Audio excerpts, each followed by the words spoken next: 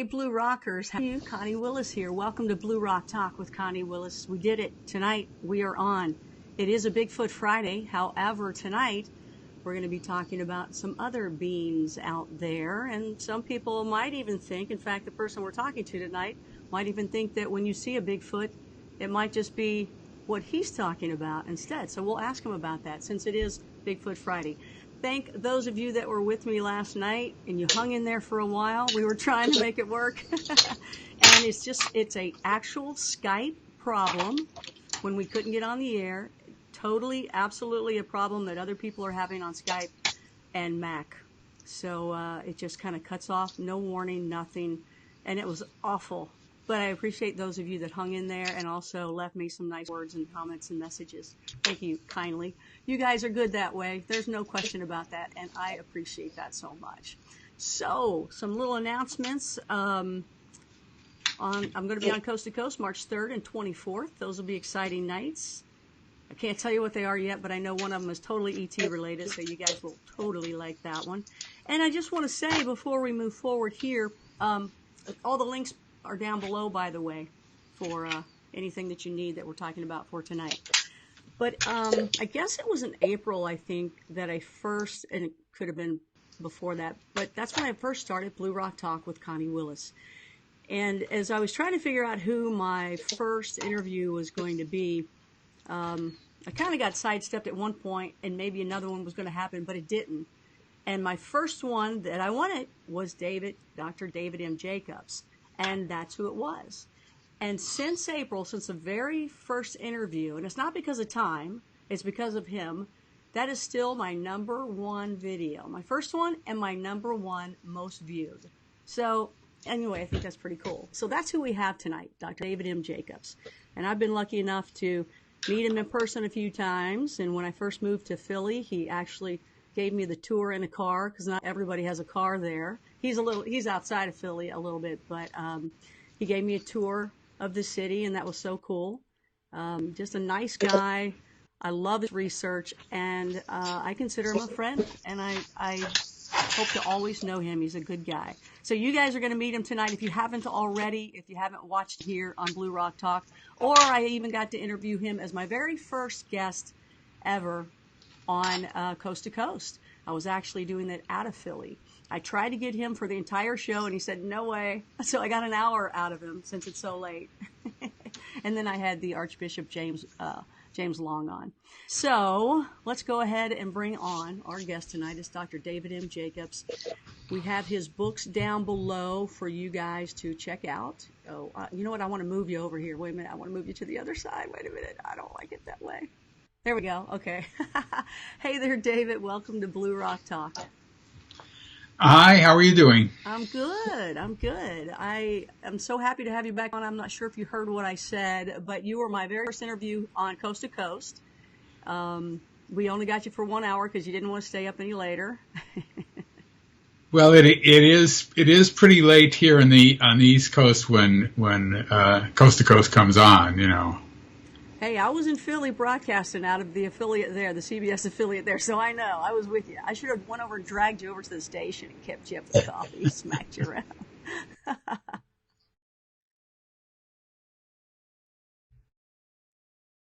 1 a.m. to 5 a.m. actually. But, oh, is that it? 1 yeah. But you did do it for me for the first hour, and that was cool because that was my maiden hour, so I appreciate that you did that for me.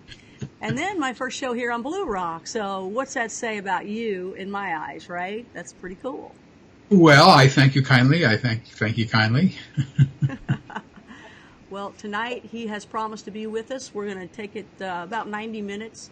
So I'm going to ask him a few questions myself, and then you guys will take some live Q&A from you. Again, his books are listed down below, and also information to his website. If you do have a question, put it in caps. I think you guys know the drill here, and I'll look over from time to time once we get to taking some questions. So please do it in caps. I'm not going to see it otherwise. All right, so David, here's some of the questions I have for you that I actually missed when I was doing Coast to Coast with you when we were talking about walking among us. But before we do that, last week here on Blue Rock Talk, we actually took your questionnaire and we asked everybody in the live chat about that, so people gave their answers. So tell us a little bit about the questionnaire, why you put it together, and is that something that you put together with Bud? It is. Bud, of course, had a major impact. I did practically, but in fact, I did the questionnaire by myself, and then sort of had it rearranged as time went on, with things that were working and things that weren't working. Right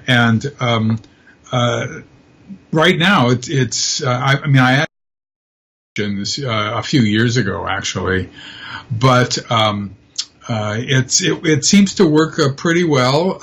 There's only about 25 or 27 questions on it. I know that some other people have questionnaires that are 100 questions or 200 or 500 questions and things like that. And it's like, oh my God, my little form works extremely well for me. And it immediately tells me who's an abductee and who might not be, and that sort of stuff. Because most of the events that happen that I ask questions about are events that are unusual. And not all of them. Some of them are usual, but most of them are unusual and, or at least unusual in an odd way. In other words, one of the questions is something to do with, do you sleep well or whatever it is, or or whatever. It's something to do with sleep. And, with sleep, anybody can, I think it's there. I have to go look at my questionnaire again and see what is there. Oh, have you ever woken up paralyzed? Right. Yeah, and people have woken up paralyzed. It's actually part of the human condition, and it doesn't happen to everybody, but it happens that your brain wakes up before your body wakes up. Oddly enough, although brain and body are the same thing, and in terms of operating normally, and that takes a few. You lay there for 15 or 20 seconds or maybe a minute or something like that, and then everything is okay. But when people are paralyzed in bed and they can't do anything, and it's a struggle and it takes longer than 30 seconds or a minute to get up, then you have to dig a little bit deeper. Then you realize this is unusual. And people will have this kind of paralysis, although it really isn't that, from time to time. For abductees, it might happen a lot of times, and with the other questions, if that was just one question that they answered yes to, then it would mean nothing to me, but take other questions and you realize, yeah, this is part of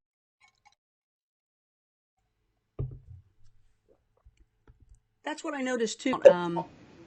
When you did talk about a variety of things where you can tell that if it was just one thing somebody brought up and said yes to it, okay, all right, that could happen. But when it's a whole conglomerate on that questionnaire, that's basically when, if I remember correctly, that you have said that you want people to take that questionnaire before you ever were going to see them, because that would determine if you thought they would be worthy of your time at that point. Right. Everything begins with me with the questionnaire. They can't go forward without it. Unfortunately, I get hundreds of questionnaires. There's no way I can all. It's just abductees in the world is mind-boggling. Nobody knows for sure, but it's a global phenomenon. In order to fill out that questionnaire, they have to know English to a certain extent, which is becoming easier and easier for people in Europe, because English is sort of like the standard language now for many, many countries. Outside of they also learn how to speak English when they're in school. And number of countries that I've gotten forms from is over 70. It's like 72 or 73, something like that. and it's from all over the place. And so what you're looking at, of course, when that happens, phenomenon, and when you think about this subject of UFOs and UFO abductions, and and it's a global phenomenon, you have to understand that when people say that they are abducted around the world, and they all describe basically things and the same features, but and let's just say, as critics like to say, it's not happening, as this is crazy, it's ridiculous. Let's just go along with that and say, okay, it's crazy and ridiculous, and yet people from around the world are saying the same things to me on the questionnaire and sometimes in person, and it's not happening. Don't you think this could be an unbelievably important psychiatric or psychological phenomenon that has never been? Don't you think standing in line to try to be the first to study this subject, that money would be coming down from different organizations to handle information like that and figure out what it is, and to universities and all that? I agree. But of course, this is if it's not happening. If it's not happening, But the subject is so completely stigmatized that there isn't even that. Even though everybody says in the academic and community, especially, that the UFO phenomenon is just nonsense and abductions are crazy, blah blah blah blah blah blah. Even if you grant that they're right, that it's not happening, that there are no abductions, you've got this phenomenon of people around the world all saying the same thing, and all understanding that talking about this is not good for them. This does not bring happiness to them. This is not good, and they can't. If they're people, if they have jobs and their bosses hear about them, it's. The academic community and scientists have no concern with that whatsoever. What do you think that is besides the stigmatism? Do you believe, is it possible that the ET may, how they control the minds, do you think that they are putting a cloud over those people too to just stop them from caring? No. No, you don't think that at all? No. Humans are really good at not caring. They're excellent at it.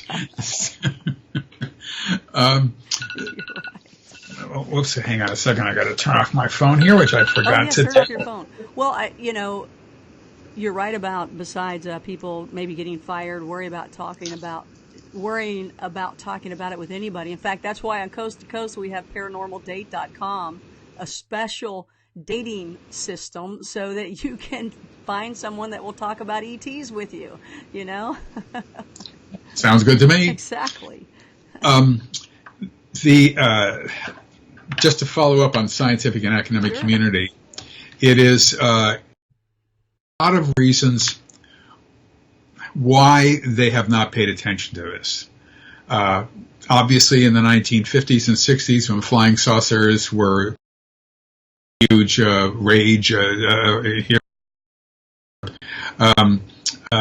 there were some academics and some scientists who were interested in it and who worked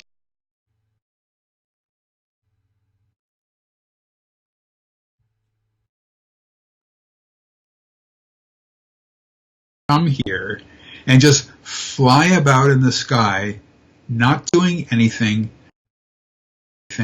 not just flying around in the sky.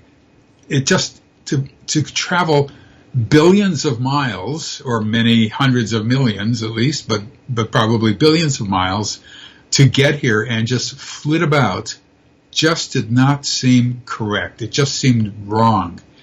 Even though every conceivable kind of evidence for UFOs in the sky had already been made. Photographs and motion pictures and radar sightings and on and on and on. Jimmy Carter had a UFO sighting, which he reported to a UFO organization. And people had UFO sightings and all that. It's moved of the scientific community away. There were some. As time went on, and there seemed to be no particular reason for these UFOs to be here, therefore they probably are not here, was sort of the mindset.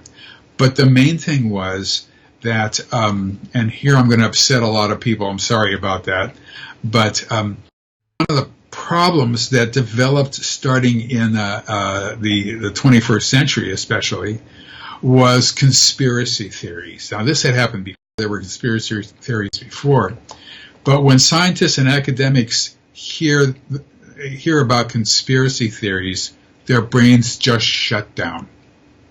They can't do it. They know that the vast majority of conspiracy theories in history have proved to be bogus. And that is a fact. As a retired professor of history, I can tell you that that is true. So they shut down. And when they did, when cable TV came around, if I may suddenly change direction here. When cable TV came around, and suddenly you've got maybe 800,000 channels, those channels, I don't know how many, I think I have 500, 700 on my TV set right now. Those channels need to have entertainment. And what they did was they took the UFO phenomenon, not all of them, but many of them did, and they did shows related to UFOs and conspiracies. And what you have today is we have less scientists and academics studying this subject than ever before in UFO history.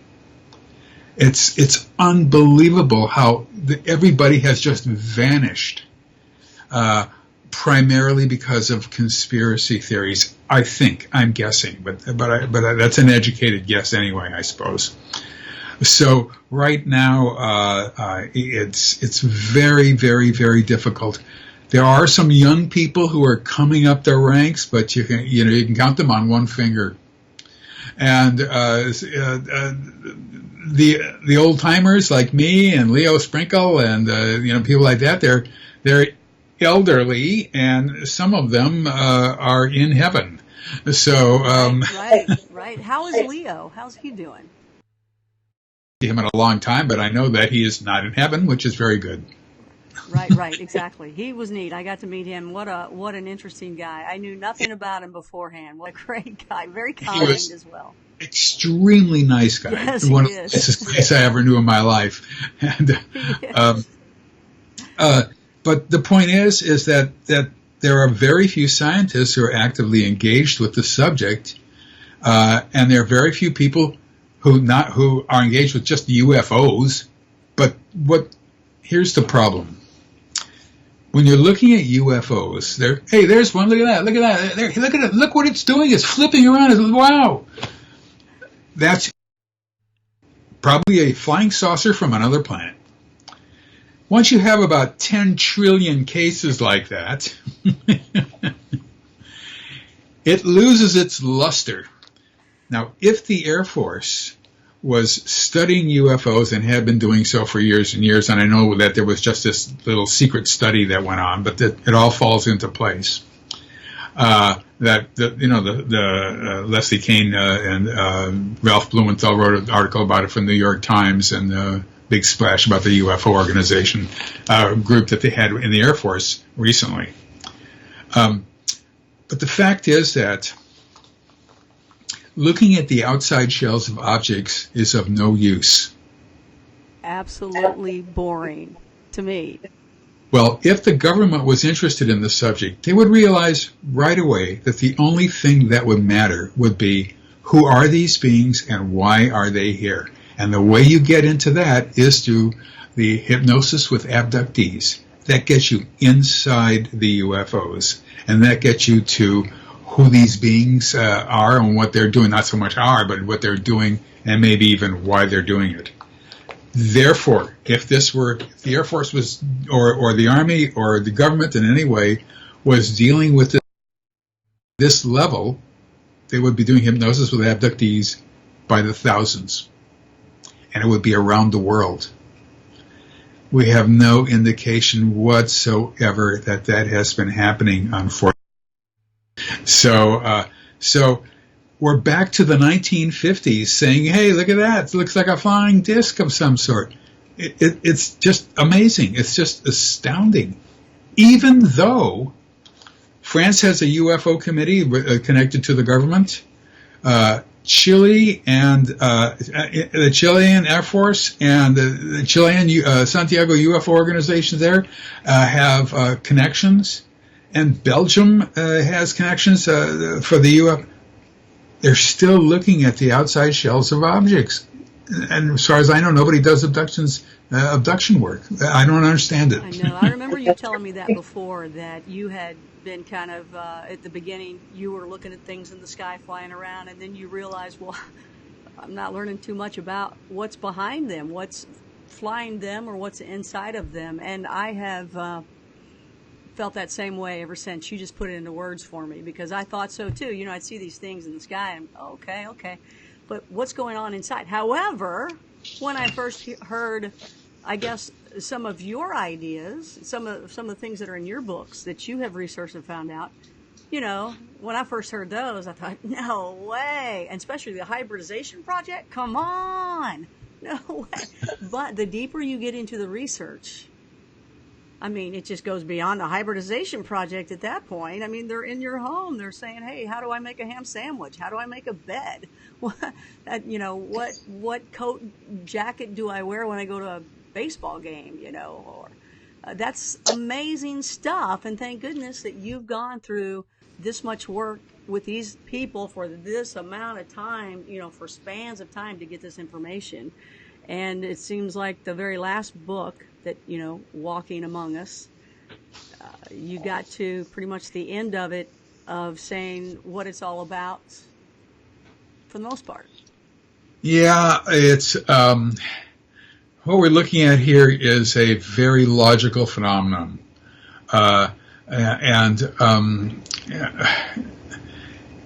The first thing you have to understand about it is that it is clandestine. It's secret.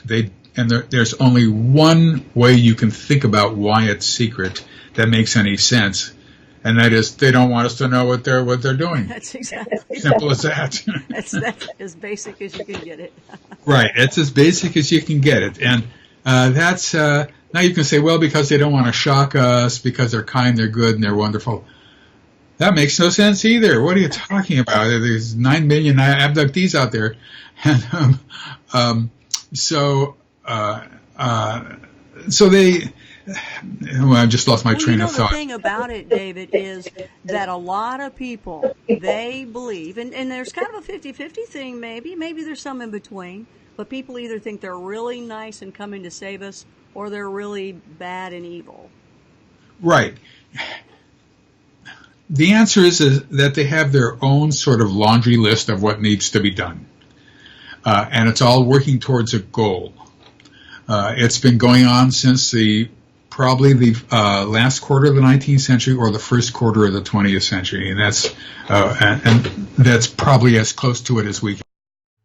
Going on past that, there's reasons why that make no sense today. I mean, because the phenomenon is, if a person is an abductee and they get married to a non-abductee and they have 20 children, all 20 of those children will be abductees.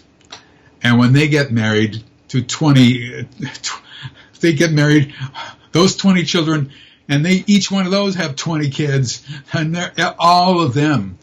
So let me ask you on that. So, because I understand. Well, the point is, yeah, it expands throughout the society, and that's an interesting aspect of what is going on here. Right. Sorry. And just real quick, what if they adopted somebody? Would they just be a victim of circumstance, or it's more of the blood or the gene? They're not abductees. I've had people who are adopted, and they're not abductees. Even though they've been abducted into an abductee family? Yes. Okay. One kid was jealous of his foster brother, his brother or sister, whoever was the abductee, and he wanted to be abducted. He wanted to be gone in the middle of the night like she was, or taken out a window that he'd see her every once in a while. And he was jealous, but he was not an abductee. So the question then is, what is it about abductees that gets their attention? And we know that it's intergenerational. So it goes down from one person to another, to another, to another, et cetera, et cetera. So if one person has, as I said, a bunch of kids, and if this in 3000 BC, by 2000 BC, everybody in the world would be an abductee.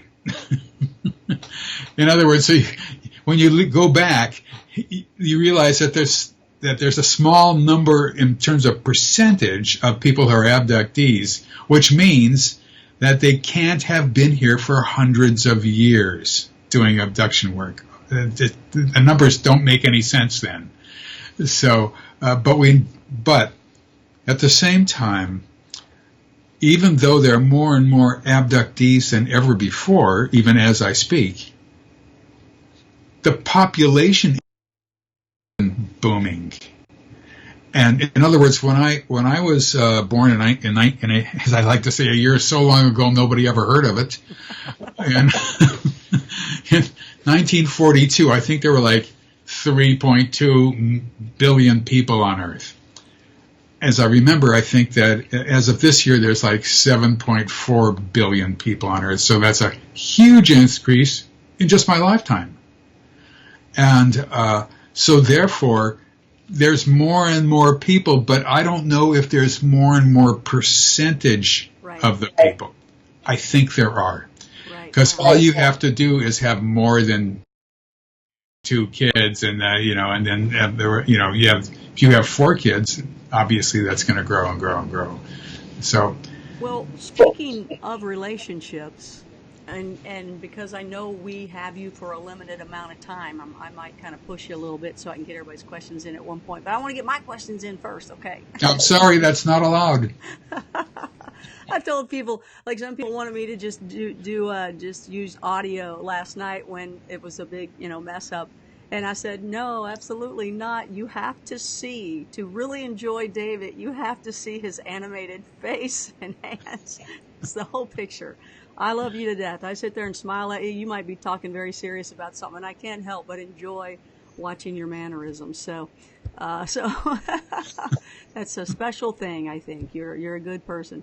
Okay, so let me ask some of the things that I had from Walking Among Us, and then we'll go to the questions, because we want to end this, you guys, at like 11:30. Okay. So you were talking about relationships, and in the book, I guess it was between Betsy and the Hubrid, it sounded like from what they were discussing that the E.T. and Hubrids, all of them, they didn't have any relationships and no rules, Do you remember that? Okay, hold on to that thought, and let me explain a little bit here. The reproductive aspect to this phenomenon that Bud Hopkins found very early, and as we learn more and more about the subject, Bud Hopkins was the pioneer of modern abduction research, and he discovered this reproductive aspect. We had no idea what that was or why it was happening, but in my first book, Secret Life, I talked about a standard sort of UFO episode and an abduction event from beginning to end. And with men, sperm is taken. With women, eggs are taken, and we could never figure out why that was happening. But Bud discovered that every once in a while somebody would be presented with a weird-looking baby. And the baby, they would have a woman hold the baby to her breast and that sort of stuff. And then we began to see more and more babies, and then we began to see children, age 2, 3, 4, playing together with abductees. That's the only way we can see them, obviously. And then older ones, and then older and older and older. Now, this is not all on one level, because you've got babies still along with the older ones and all the rest. It's all mixed up. But the point is that what I learned was that they were grooming people to come here and live. And in order to do that, they had to make beings look exactly normal in every conceivable way. They couldn't be 7 feet tall. They couldn't be 3 inches tall. They didn't have a huge nose. Everything would make them blend into our society. Now, I don't know about other societies, but our society, certainly. And so they could, if I may use this phrase, walk among us.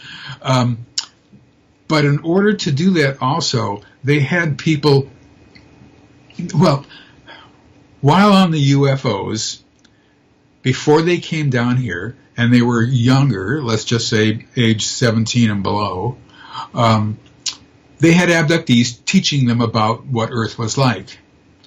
They would ask questions about what is a dog? What is a dog? Why do you need a dog? What's a dog? That sort of stuff.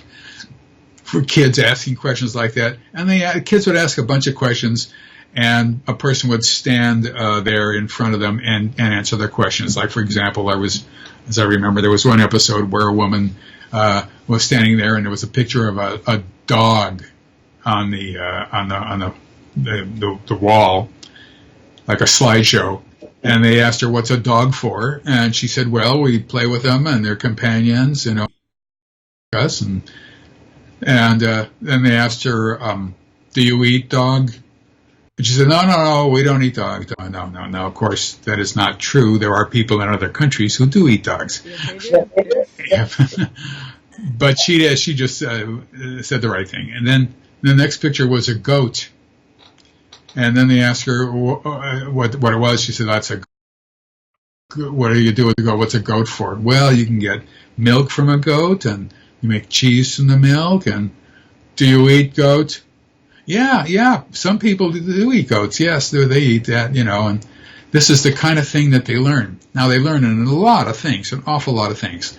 However, when they eventually come down here, even just to look in somebody's house, they realize that there's 10 billion things they have not learned, because they can't learn everything on a ship, because we don't teach everything in life. We just absorb it, and it's unbelievably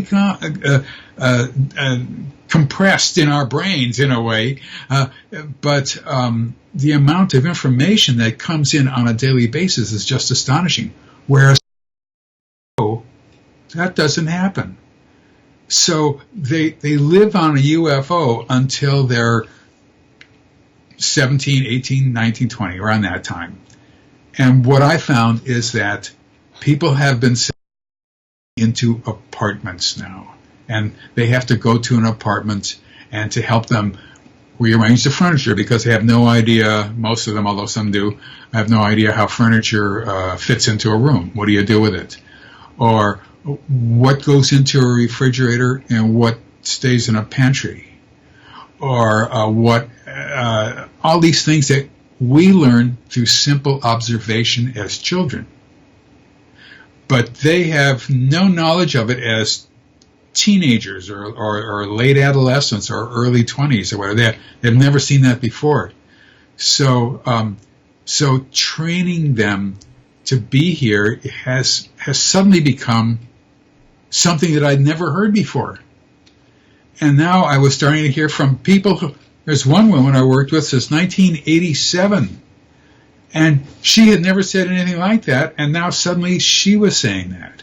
And other people who had never said it. And I began to think, this is different now. this is not the way I remember it being 15 years ago or whatever.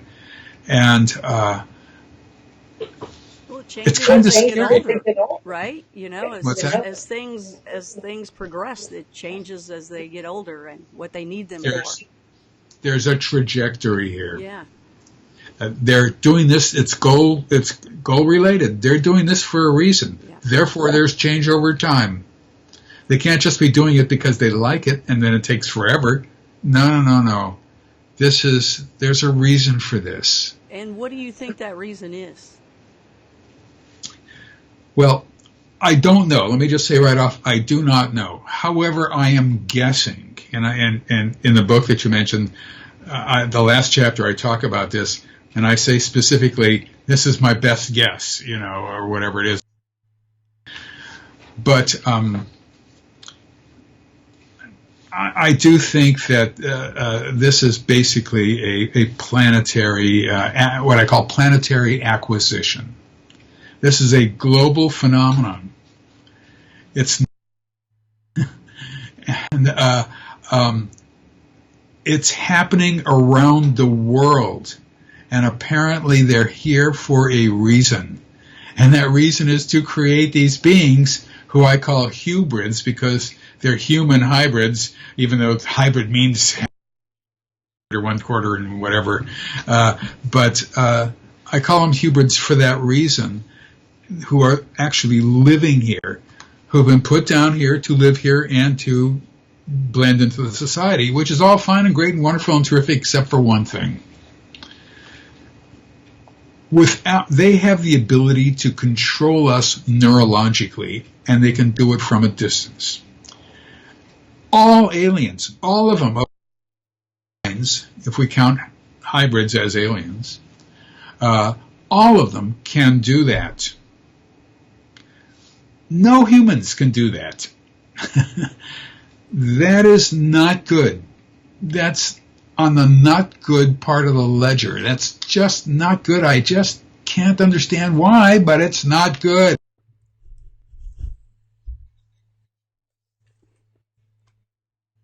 That makes us a second-class species, not just a second-class kind of person walking around, but a second-class species.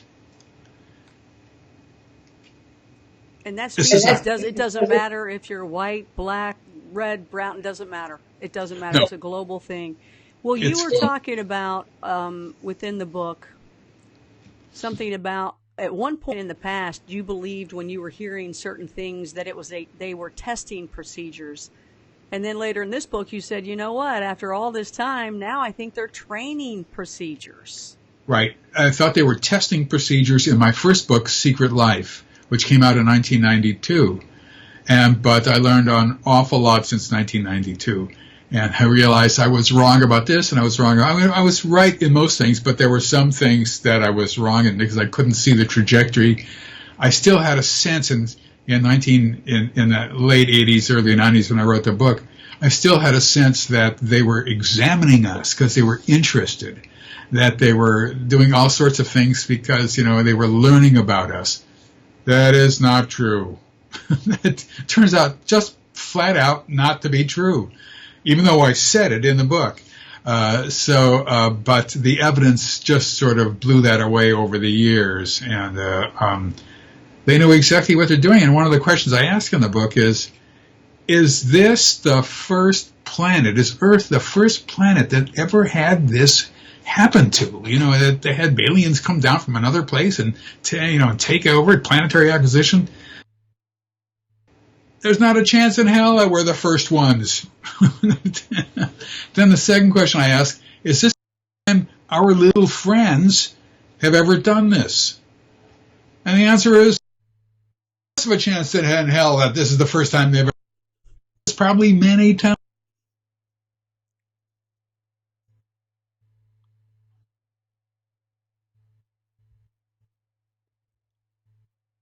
They know what they're doing, and they knew what they were doing from the time they came. That's interesting to think it like that. That's extremely interesting. Well, along the ship as well, you talked about the fact that the abductees would retain abilities after they were taken, and which was really cool. They had powers. What were those powers? And they were also special abductees. Well, powers was simply a residue of the abduction event, when people would come back and they could read other people's minds. They knew what another person was thinking. And it sort of went down over the course of 5 or 6 days, and then it was gone, diminished. But they didn't like it. People told me they don't like it. They knew what this person was thinking, and they were like invasion of privacy at once. They did not like doing that or hearing that. That's a residue of the abduction. It happens once in a while. I've had enough cases to know that it's real, as opposed to just one person telling me over the years, no, then it just goes in the back burner. But this has happened with a number of people. And what was the second part of your the fact that you had said that there were special abductees, and I think they were actually controlling people and objects. There are abductees who, for reasons that I'm not fully aware of, have been taken on board and have learned how to do certain procedures on other abductees as if they were part of the workforce.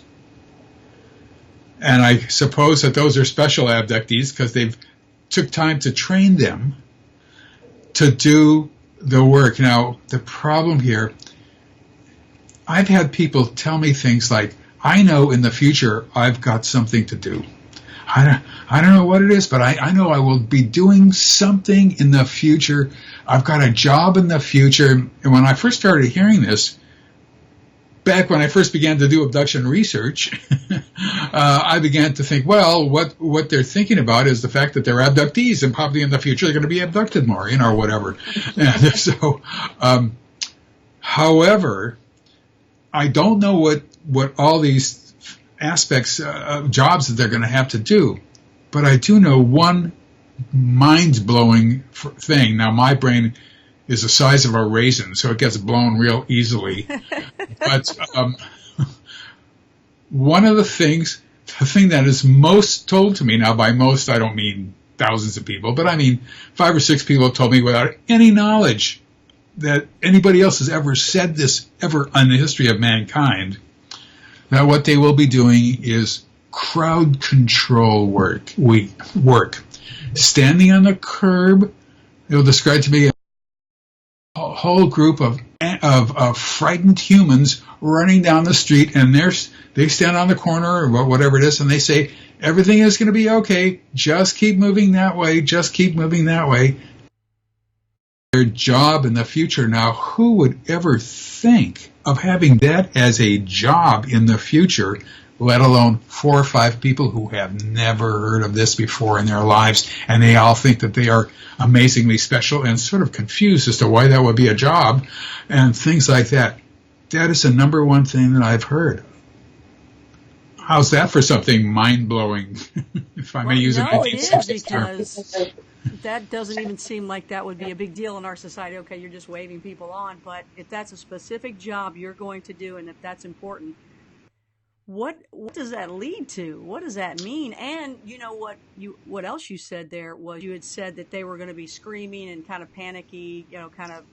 Right, but right. You didn't say they were walking like zombies. No. This is panic situation. Yeah, so they're not like, usually the abductees are zombie-like. So there's not going to be anything done to those people running and screaming and panicking. They're just going to be regular people. Right. They're non-abductees. Right. Correct. And there's no power thrown on them to subdue them there. But, it's who would even think of something like that? I mean, it's just so off the wall. Right, right. You think in the future, well, I'm learning how to drive a flying saucer, and I'll be going to Mars soon, and all the rest of that. That would be some important position to have. You'd think if this were just human-based, it wouldn't be this disposition of people telling people to keep moving. It would be something important, inside the UFO or whatever, it seems to me.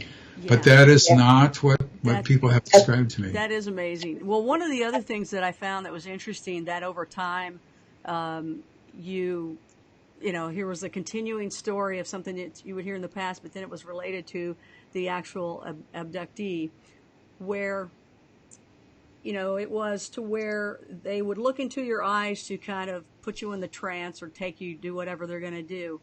And in this last book, it talked about teaching the humans to do that, to look into the eyes of the others, and then also to manipulate the others. I think one of the ladies, I think it was Betsy, I don't know which one, was trying to get another abductee to like jump off of something and put a bunch of fear into him. That's crazy. They are teaching them how to manipulate humans. Right. And they're teaching them this neurological aspect that all aliens have of controlling a person neurologically through their mind from a distance. She was behind a glass enclosure, and the abductee was in this room, so to speak, that she was looking at. Now, she was sitting next to a hybrid who was urging her on, and she had to convince this guy that he was going to jump off a cliff. And she was successful in doing that. So even though the room, he was jumping from a board to the floor a matter of a few inches or something. But the point is that I think they need a larger workforce to help them because of population increase. And therefore, they're just using people as part of the workforce now. I don't know if that's true, but it might be. It's one of the theories anyway. Test, though, isn't it? I mean, they test you. That's like a test, and not just in her abilities, but to see how much that guy could take from another human. I mean, they were telling her in the book, they were telling her how to do it and kind of urging her and getting upset when she was saying, no, I don't want to do this, because she had compassion, which goes back to that question of relationship-wise. They don't have a clue. No. Love, caring, kindness, nothing. Emotions are not their strong point. Right. That's for sure. But this is a phenomenon that is so astounding. It's so amazing. You're continually astonished at what people say. Now, when people tell me just something simple, something that, let me start again. When people tell me something that I haven't heard before, I always wait till somebody else tells me the same thing without knowledge of the first person. And the more people who tell me the same thing, the stronger evidence it is, obviously. I had a bizarre flash like that recently in the last month or so. 14 years ago, and that he was with his hybrid, or hubrid, I should say, one who's living here with us, and he was squiring him around and showing him this and that and how to do this and how to do that and all the rest of that stuff. Now, this was some years back. And he asked him one time, when did this whole thing start? He asked the hubrid, when did it start? How did you do it? And the hubrid said, well, there was a virus-like substance that was cast into the atmosphere. And it adhered to lots of people. And if it adhered to people, some of those people, not all, but some of those people would be abductees. He ever said that to me, and I just left it. That was 14 years ago. A month and a half ago, I'm talking to an abductee in another country. He started talking about what was going to happen in the future, and because the aliens had told him something about the future. And he said, well, there will be some sort of substance that is transmitted into the atmosphere, and I can't remember whether he said virus or not. I think he did say a virus-like substance, and he did not, and in some way it was going to affect humans, but he did not think it was good. It was bad. And I thought to myself, wait a second, he's saying essentially the same thing that this guy 14 years ago said. And my jaw fell open, because not only for the substance of what he was saying, which may or may not be true, but the fact is that they both had this same sort of past and the future. And it was sort of remarkable. So, wow. This phenomenon is logical. There's no doubt about that. It is logical, and they are not our friends. They're not here to help us. This is, I know that there's lots and lots and lots of people who think that they're angelic and that they're wonderful, and they're here to help us and to get us into the next stage of our development and all sorts of things like that, and because they're kind and good. That's not what abductees tell me. You know, I've worked with, I say more than 150. I counted up how many just a couple of days ago, and it was 163. I worked with 163 people who are abductees, and nobody ever told me anything like that, how wonderful and good they are. That's just not part of... It's not me. It's not the kind of questions I ask, because if they were to tell me from the beginning that's wonderful and good, that's fine with me. I'll go for it. Great. Oh, I love it. I don't have any stake in the matter, you know. The last thing I want to hear is that it's not good for us. I want to hear that it is good for us. That yes. But well, the I know fact that it's secret right there tells you something, right? It's secret. They don't want us to know what they're doing.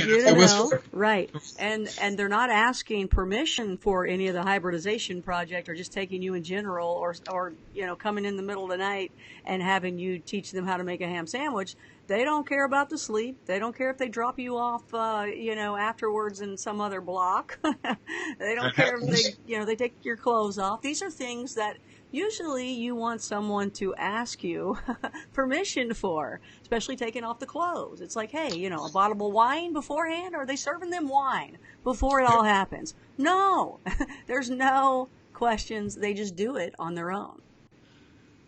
Well, they do it on their own, and you have to remember that people who are abductees have been abductees since they were babies.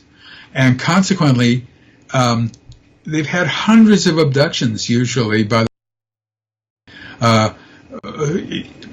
it's hard to tell how many abductions each person has, because, but for some, they'll remember a whole bunch of them over the course of the time that we're doing abduction research, sometimes as many as 3 times a week, or maybe 10 times a month or something like that. And that's almost redundant.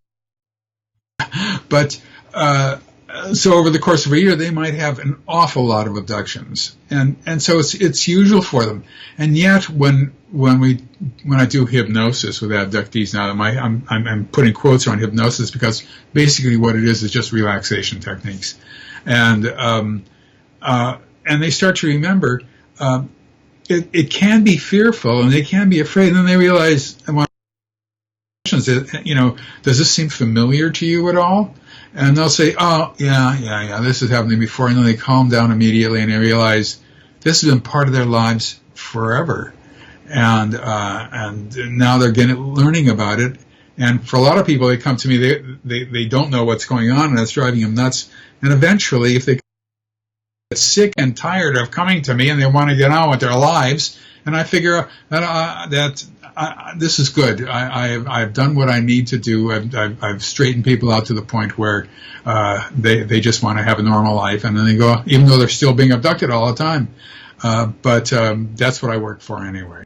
Yeah, well, I found, from the past conversations with you, it was, and that's how we got into the questionnaire thing, was the fact that so many people would ask you, that you said, okay, go ahead, instead of wasting your time on somebody not worthy, where you have other people and other things in your life going on, you had them take that questionnaire. Then after that questionnaire, if I remember properly, you would, if they passed enough to where you wanted to see them, where you would feel it was worth your time to see them, then you would have a conversation with them to say, look, do you really want to go through with this or not?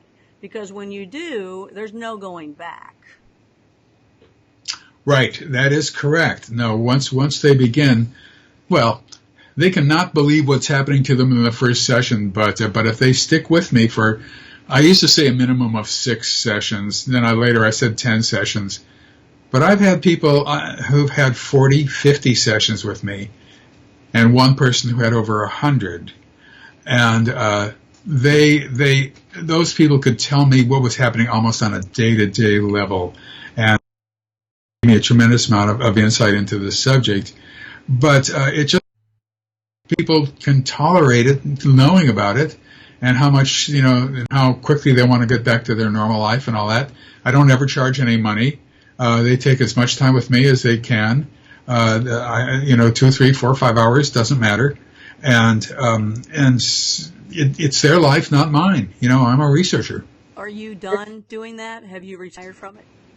Basically, yes, I must say. I do a few sessions every once in a while, but I think I've gone as far as I can go. And I've had sort of physical problems recently, and I'm 75 years old. I'm getting old.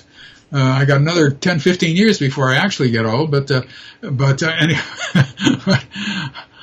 my joy in life is to sit on my couch with my cat and watch television. In your jammies. In my jammies or whatever else I got on.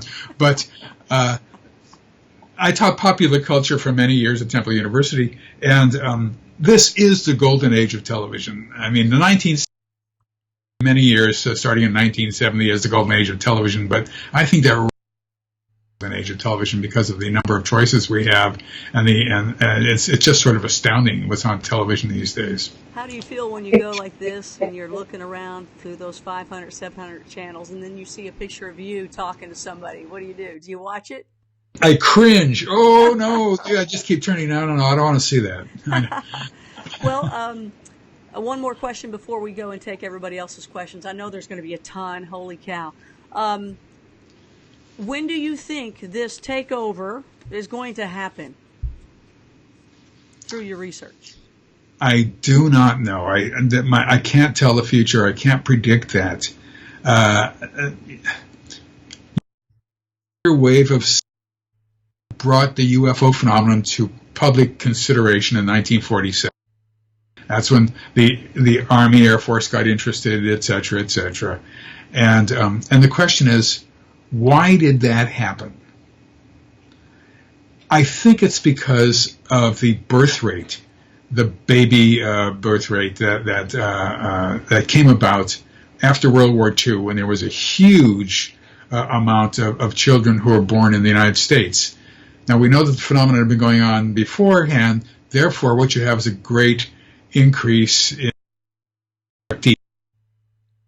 So the question is the population of the Earth now expanding at such a huge, rapid rate that they will have to bring in more UFOs and that sort of stuff? Or have they reached a certain point in their duties, so to speak? Have they reached a certain point in their program whereby it doesn't matter how many humans are out there now, even if the population is expanding, we've got enough to do whatever we need to do? And I don't know that.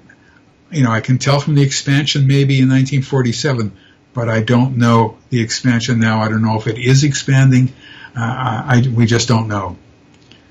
So now here's one I forgot to say before. This is a secret study of UFOs done by the Air Force starting in 2009 to 2012. That was just released a month ago. Yeah, right. And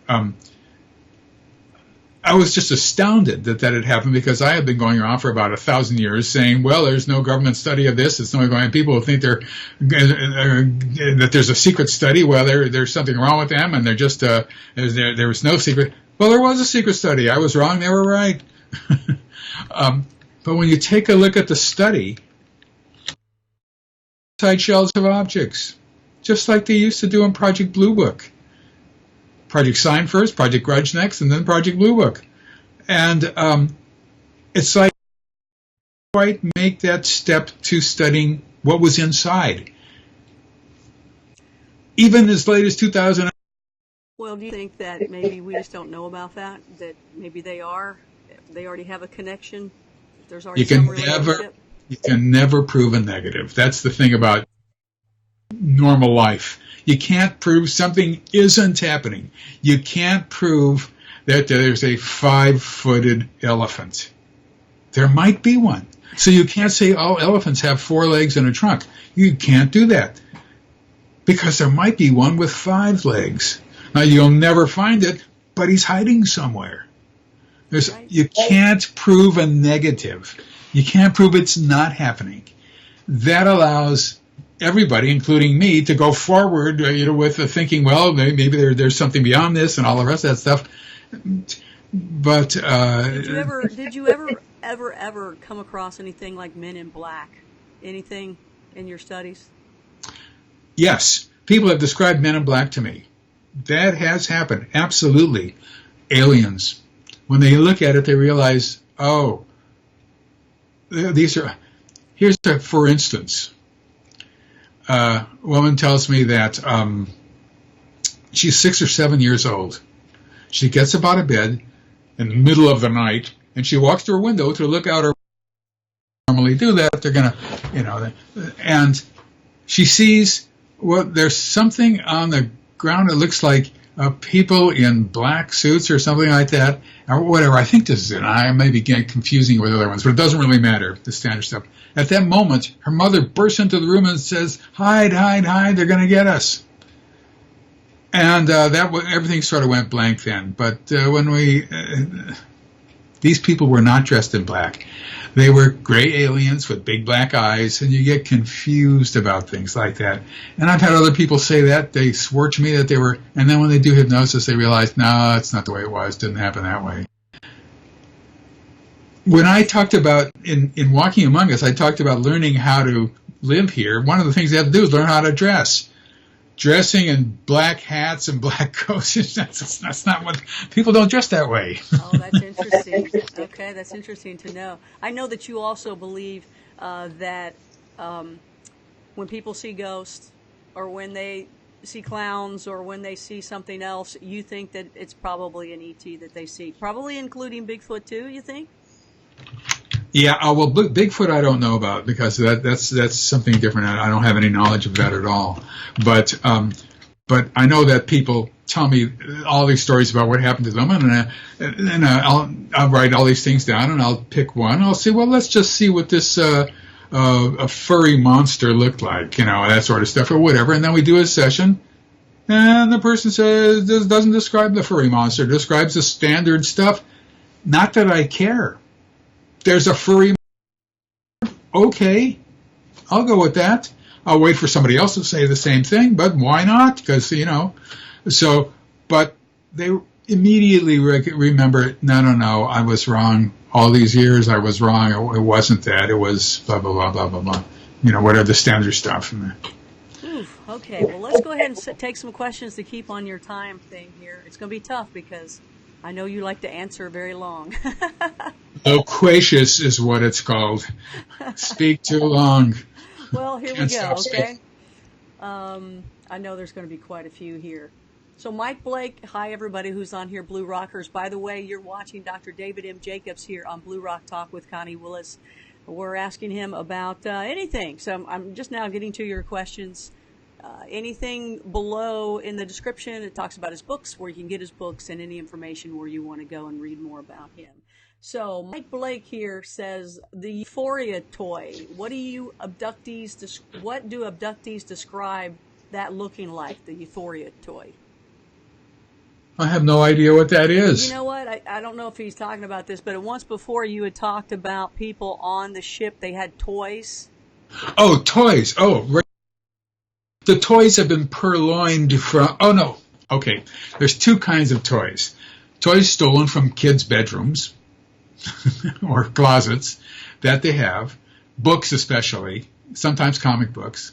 But then they have toys that will fly up in the air and then come down and you catch it, and it doesn't have wings or propellers or anything like that. Toys where you touch the top of them, it's like a wooden thing with lights on it, and it makes you feel really. Oh, that's it. That makes you feel euphoric, makes you feel happy, and all that sort of stuff. Cool. And these are toys that hybrid kids play with, and people will describe them when they see them, especially when they are kids get to touch the toy. That would be cool to have a toy like that. I mean, did anybody draw that or anything? Yes, I do have a drawing of that somewhere over there. Oh, I'd love to see it. In my jam-packed dresser. Arlo wants to know if any abductees ever spoke of owls with their experiences. Yes, this is extremely common. Owls, yes, they saw. I had one person said that that she was driving down the highway and an owl came and rested right on her windshield and stared directly into her eyes. This owl did, and so I said, "Well, let's take a look at that." And of course, she'd stop the car, and these would be gray aliens staring into her eyes, and all she remembered was an owl that was landed on her car, and she got it confused because it's just, they're not full memories. They're snippets of memories that are bleed through, that they've added context to, that happened to them. They were driving, and they looked out the window or whatever. See what I mean? It comes together. So yes, deer, big eyes, and other animals, things like that. Talking about animals, there's an animal that's just trying to get up on my lap. Get there, yeah. So basically, they may see an owl, but it's really an ET. Right. So Steve Picky asked a question. All great blue rockers here tonight. Thank you, guys. Dr. Jacobs, do you think transhumanism will put humans on par with hybrids? I don't know. I do not know. It's within the realm of possibility, but I don't think so. This is something for the future, and no abductee has ever described anything about the future in terms of what happens to humans, other than crowd control stuff. And I remember somebody saying it would happen soon. That's all you knew, right? Soon. Right, and soon can mean 10 minutes from now or 10,000 years from now, depending on. So, Mike Blake, who asked about the Euphoria toy before, he said that he's actually stole one of these toys, and he was wondering if you would be able to describe what he actually had. So he says he stole one of them apparently off a ship. He stole one? Yes, that's what he's writing. They wouldn't let him take it. No, when they return, they wouldn't let him take it unless he's got it in his room. So Mike, do tell and show us this. That would be great. I'd love to play with that game, that toy. Well, let's just see if it works. Yeah, Mike, we're all for it here. Let's go. I hope my sound is back up, everybody. Let's see. Yeah, UFOs are the second most looked up internet topic. Yeah, the first one was porn, if I remember. It's porn and UFO, and they go back and forth. Okay, anything that I see in caps, people? Okay. Steve Picky, I think the two reasons mainstream science ignore UFOs are real scientists are afraid of being marginalized. And secondly, a large segment of scientists are subjective and no longer objective. So just a statement. Well, yeah. The thing is that for academics to study UFOs it's a certain career destroyer. Because if you write, let's just say, a doctoral dissertation that UFOs don't exist, that UFOs do exist, that they're really out there and that sort of stuff, you will never get a job in academics. That will never happen. That is just not possible. If, however, you write a doctoral dissertation, saying that UFOs are nonsense, that they're not happening, that it's just ridiculous, it's all that, you will never get a job in academics. Because everybody knows that. What are you doing? Reinventing the wheel? What's the point? So why would you do that? So you're damned if you do and you're damned if you don't. I have actively told, when I was teaching, I told graduate students not to write about UFOs only bad things can happen, or write about something else in their doctoral dissertation. And I still warn them every once in a while. Somebody a graduate student, I just had one recently from the University of Chicago, I guess it was, saying something like that, and I warned him. Now he was going to include it with other things, so that was okay. But if you do it by alone, you're cutting your own throat. It's too bad, but it's true. You can talk about so many things, but and there's so much diversity, but don't include the alien in that diversity at all. Or the and yet, as I said at the beginning of our talk, if this is not happening, it's one of the most important things that's ever happened in humankind. If it's not happening, that's exactly right. That's a great point. So, Elenaka, I think. Anyway, welcome, Blue Rocker. Anybody that is here that has never subscribed, please subscribe. You will become a Blue Rocker, and a Blue Rocker is someone in the know. Please, while you're here too, hit that like button. Please hit that like button while you're here. So her question is, do abductees often develop OCD? No, I've had people with OCD who are abductees, but the majority of them, 99% don't, as far as I know. So they kind of come into your house, do the bit, and then leave, right? So. Well, yes, but because it is lifetime, you'd think it does have some sort of an effect on people. But then again, most people don't even know it's happening, and to think it's something to do with whatever religion they have or something like that. They try to ascribe human features to it in some way. And there are a whole bunch of abduction researchers around the world who think that this is a wonderful, happy thing, and they do, in fact, lead people into thinking that, too. And I don't understand why they do that, but it's... I got to tell you what still is fascinating to me in that last book was where the abductees were looking into eyes of others and being able to see things and hear things and pass them along too, just like what the other alien guy doing right up in your face, right? And back in your head or whatever. Expansion of the workforce, one way of looking at it. Yeah. Wow, that's amazing. Do you believe that you can do hypnotic regression on yourself? No, you can't do it. There's a lot of self-hypnosis books, this and that, but it's not going to help you with this phenomenon.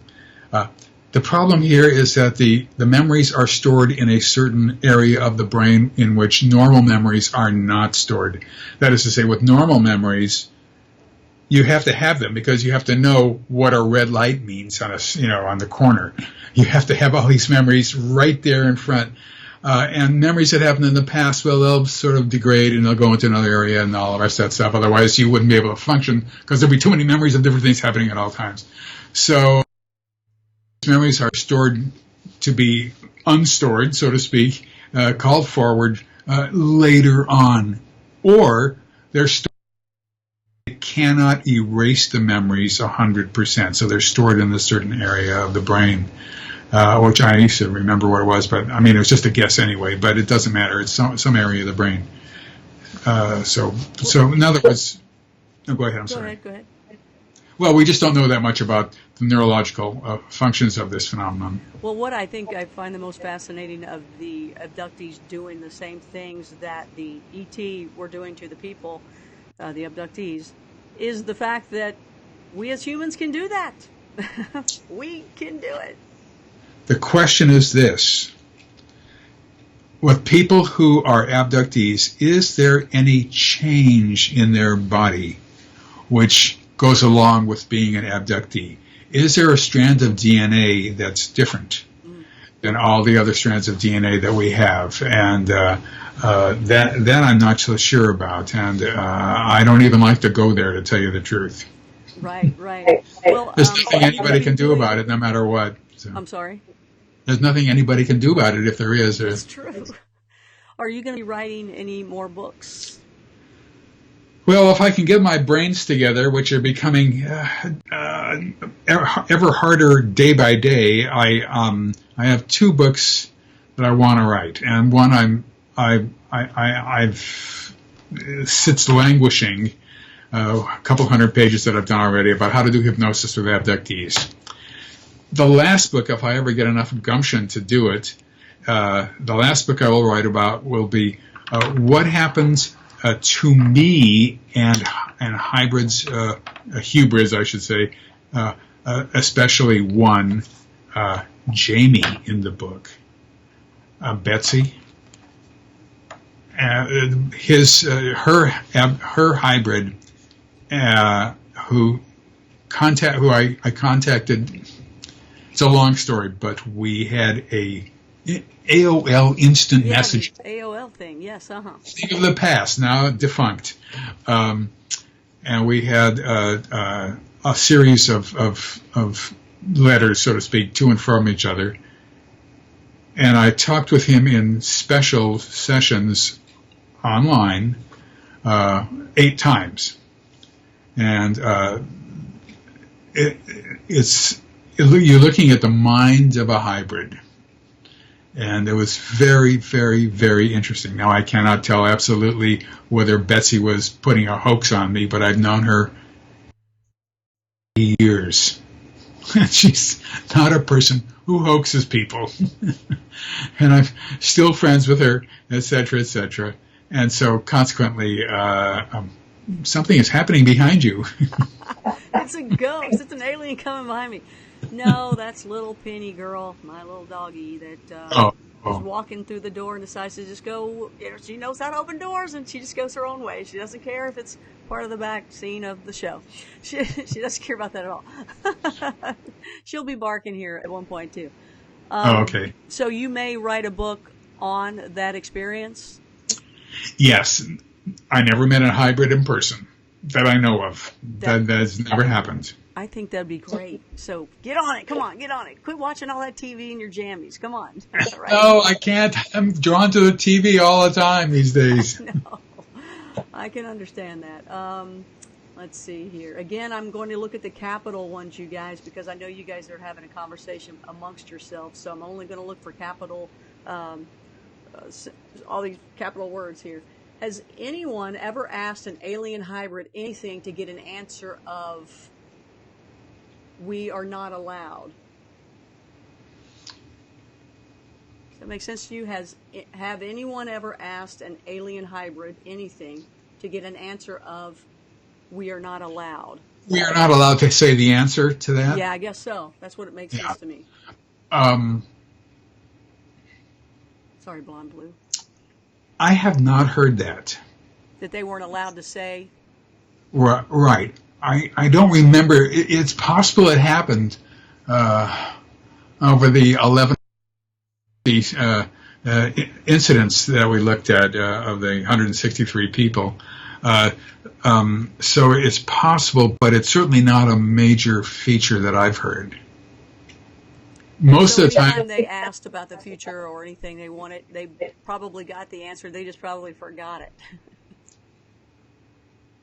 Hybrids don't know the future, and I'm not even sure that gray aliens know the future. They're not the ones who are in charge. The ones in charge are the insect-like ones, and they are actually more loquacious. That is, they're more talkative than gray aliens, odd as that may seem. And and they have a back and forth with abductees, which they find amusing sometimes. But talking about the future is something they just don't do. A lot of people, when you watch documentaries or you listen to Coast to Coast or any, Blue Rock Talk, people have these experiences. And you hear a lot of the same experiences along the way, just like you have in your research or even outside of your research.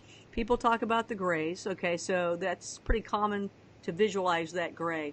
And then when you talk about the insectoid, praying mantis-looking ones, that is common in what is told about the stories and what we hear in your research. But have you ever heard, I've heard more than once, stories where people have seen, okay, people talk about grays here, but there have been stories where people have actually seen the praying mantis people here on the planet. Have you heard much about that? No, as far as I know, they don't come here. They don't come into people's homes and take them up. I may be wrong about that. I'm surmising that, but it's just not something that and in walking among us, I sort of set the task force up with the reptilian ones and the insect-like ones were the first to arrive. And my guess is that the insect-like ones, since they don't come down and kidnap people, so to speak, that they had to have a workforce to do it. They brought the reptilian-like ones who went down and started abducting people, and then eventually, once enough people had been abducted, you begin to get the gray aliens. And I think that they manufactured the gray aliens on board or somewhere else, but as the major workforce. And the reason I think that is for one reason only, which is not enough, but who knows? It's something that they shouldn't have. They have a slit for a mouth. Now, gray aliens, we know, do not their mouths. We know that they do not eat through their mouths. We know that they don't have a tongue, that they don't have teeth. They don't have anything to do with a mouth. So why do they have a slit for their mouths? The only way I can think of that is by using human DNA to help create gray aliens. It's a vestige of human mouths that has no application for them whatsoever. We know that they eat their skin absorption. And we know that babies eat their skin absorption. They're babies, hybrid babies. They'll have milk, drink milk from women, but a lot of the ones who are more alien-like, women and men have to paint a brown substance on their bodies, and that's nutrients. And the reason we know that is because of this woman who saw a group of gray aliens who were lowered into, it was a room she was not supposed to be in. I won't even go into this long story. The room she was not supposed to be in, but she looked at these sort of tube-like things in a semicircle, and she stood there watching, and as it happened, it filled with some sort of water, whatever it was, and then a coffin-like thing sort of arose up, and then a door opened, and everything drained out, whatever, and a door opened, and out walked gray aliens, one of whom was hers, who was taking care of her. And she asked him, "What were you doing there?" And he said, "Eating and sleeping." Eating, yes. Sleeping, I'm not so sure about. I'm not so sure about that part. But certainly eating, because it's the same, I guess it's the same brown nutrient that people have to paint on babies' bodies. And since they don't have a mouth, and they don't have any plumbing, and they don't have, they cannot make themselves, so to speak. There's no birth or anything like that. So that's my best guess. That's an educated guess. Now, once again, you're dealing with things that you don't really know, but that's an edge. I'd be surprised if I'm wrong, to tell you the truth. I think that's interesting. Here's the star of the show, by the way. She wanted to make her presence in she gets a cameo in every show. But here's the scary thing. Here's the scarier thing. She was sleeping on the chair. That door just opened on its own. Is that right? Is there a breeze blowing through your house? It's one of those grays. You must have pulled a gray down here trying to do something to sabotage the show. So let me see what other questions we might have before we wrap it up here. You're watching Blue Rock Talk with Connie Willis. I have Dr. David M. Jacobs with me, and he's answering your questions right now. Where's the population of hybrids that you've discovered? They're moving into, well, I just discovered them when Betsy told me about them, she lived near Scranton, Pennsylvania. She moved out to the West Coast after that, but she lived near Scranton, Pennsylvania, and she told me of an apartment complex that she went to all the time. And I went up there. I'll tell you one story. Well, I went up there and I looked around, and I couldn't. I didn't want to knock on people's doors. Say, "Do you really live here? Are you from another planet? Or you can't do that." And they're going to look normal anyway. So, but I just looked around. However, Jamie, in the book Walking Among Us, lived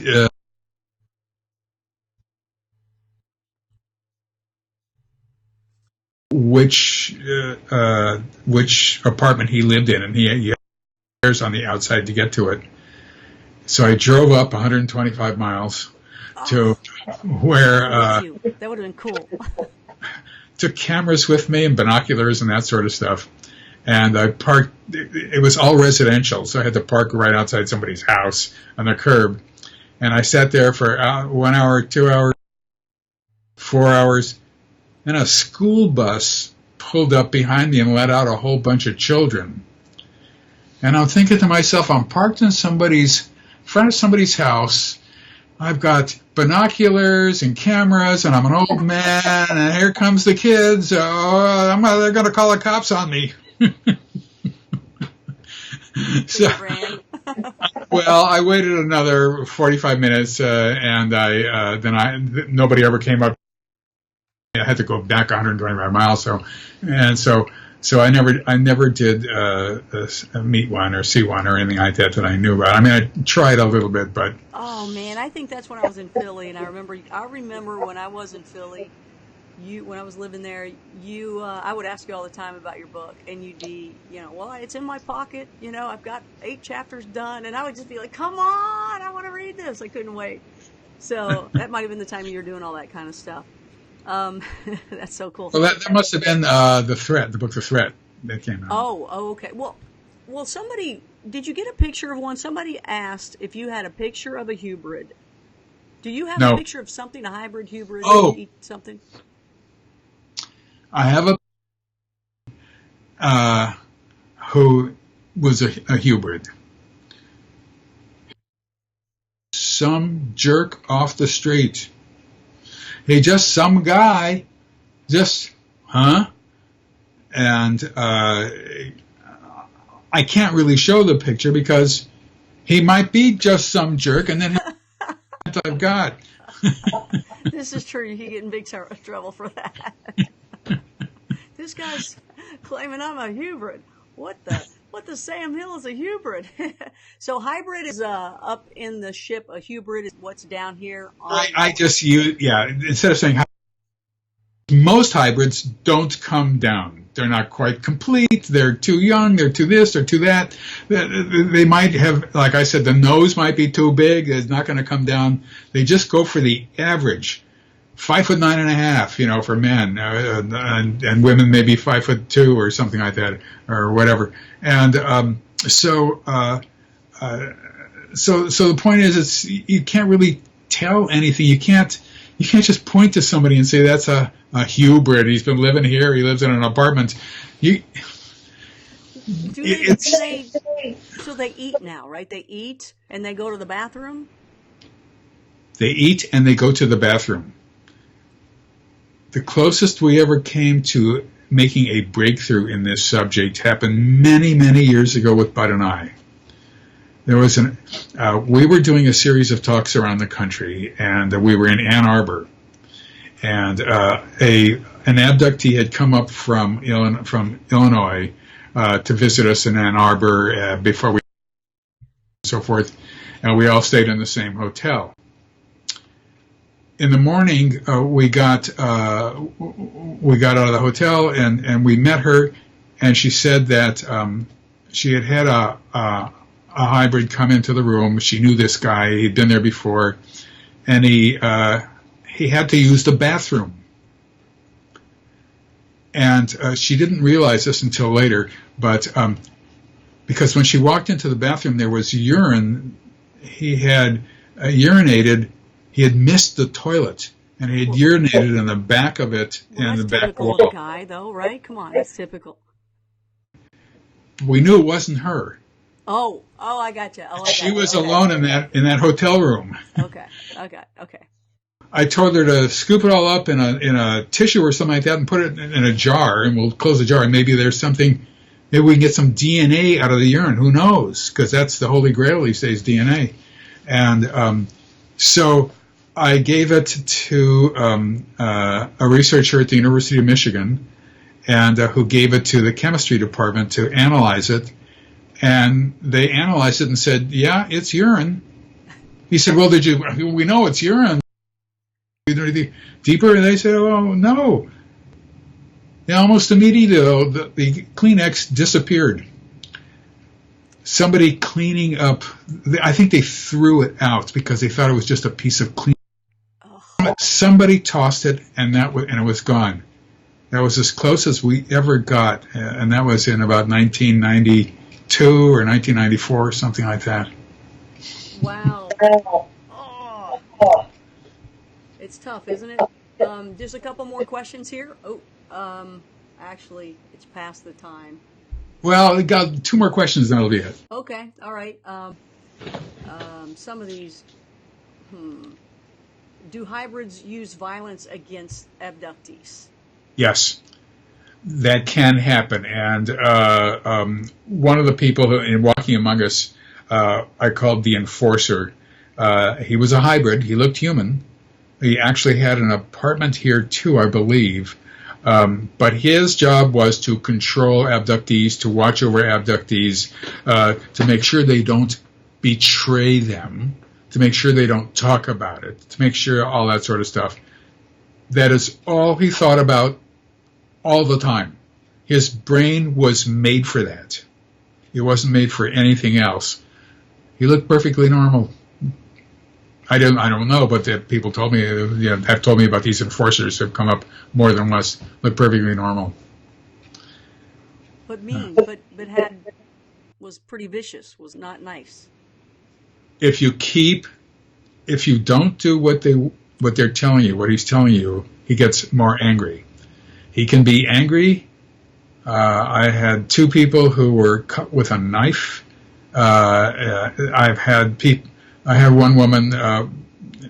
One of the things they do to physically harm people, they take their thumbs and they put it underneath their cheekbone in some way and press real hard, and it hurts, but that doesn't leave a mark or anything. Hybrids will routinely push people backwards and then particularly women, and pick them up by their hair. They fall on the floor, pick them up by their hair. So you're not really looking at bruising and that sort of stuff. But one time, Betsy came into I used to have get-togethers with abductees, and she had a broken wrist. And so I asked her, "Well, how did you get a broken wrist?" Her answer was, "I don't know." That's not an answer. If you break your wrist, something bad happened. I'm in a cast now. And your door opened again.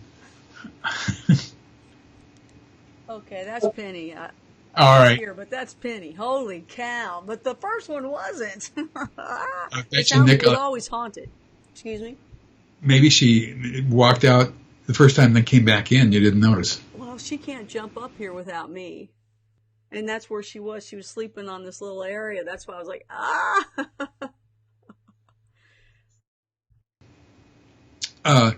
We did a session on it, and they pushed her back, and when she went back, she broke her wrist. She put her feet behind her, arms behind her, and broke her wrist.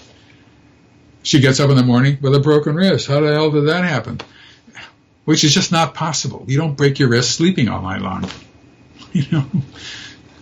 Wow. Just whatever that forgetful thing is, where, in the movies, Men in Black, June, whatever that zapping. What do you have a name for that? The zap? When they zap your mind? You didn't come up with a cool name? No, I wish I had that. No. Cool names are not my strong point. You're okay. He's ready to stop. Okay, all right. You guys, thank you for your questions. I really appreciate that. Sorry we couldn't get to them all, but it is time for David to put on his jammies and watch some TV. He deserves it. He's been doing this for a long time, and I appreciate that he's given us the amount of time that he has. So, Blue Rockers, thank you for being here. You're watching Blue Rock Talk with Connie Willis. Please subscribe if you haven't already. Become a Blue Rocker. That's someone in the know. And also, make sure you hit that like button. There's a bunch of you here right now. Please hit that like button. Let me know that you've liked it. That helps me. We're trying to grow this channel. We're trying to grow it. So my first guest ever, hopefully that doesn't mean this is my last show or anything like that. I don't put any jinx on this. But David, I appreciate your friendship and your time. Thanks so much. Well, thanks for letting me talk at you. Yeah, I love it. Oh, it's so much fun. And I love talking to you on Coast. I do. But I just love being able to see your face. Have you got to do Beyond Belief yet with George Norrie? I don't think so. Yeah, it's our TV show. So that you would have flown out to Boulder to have done it. So you would remember that. Oh, there you go. And it's live. Hey, David, take care. Go ahead and grab that. That's okay. Okay, bye. Thank you so much. Bye-bye. Thanks. Thank you. That is Dr. David M. Jacobs, everybody. What a great guy. I just love talking to him. He's a lot of fun. That's why, to me, it's more exciting to watch him than just to hear him. I mean, it's great to hear him if that's all you get. But if you get a chance to watch him, I tell you, I've had people get upset with me before because it was a conversation of what was going on with abductees, but I cannot help but smile when I see his animations. I got to try to hide my face when that happens, because it's not that I don't feel for the abductees, not at all. It's that I just love watching David talk about it, and you now can understand that for those of you that have never seen him before. But thank you guys for coming out here, and on a Bigfoot Friday, we did ET. We did mention a little bit of Bigfoot. And thank you so much for hanging in just because of last night. And I appreciate that you guys are here. More to come, of course. I'll be on Coast to Coast March 3rd and as well again on March 24th. All the books that David has is down below if you want to purchase one of them. The one we talked about the most was Among Us, Human or Aliens. What is it? No, They Walk Among Us. Is that it? Walk Among Us. They Walk Among Us. Now I don't even remember. It's too late for me too. I'm going to put my jammies on and watch some TV with little Penny Girl. So all of you guys, thank you so much for being here. I appreciate it. It's always a lot of fun. Please hit that like button. I would appreciate that. That would help me out. And please, have a good night. We'll be back again. Thanks for being here on Blue Rock Talk. I'm Connie Willis, and I appreciate that you guys are liking the crypto world too. We got more of that to come. Take care, Blue Rockers. Talk to you soon. Thanks, everybody. Good night.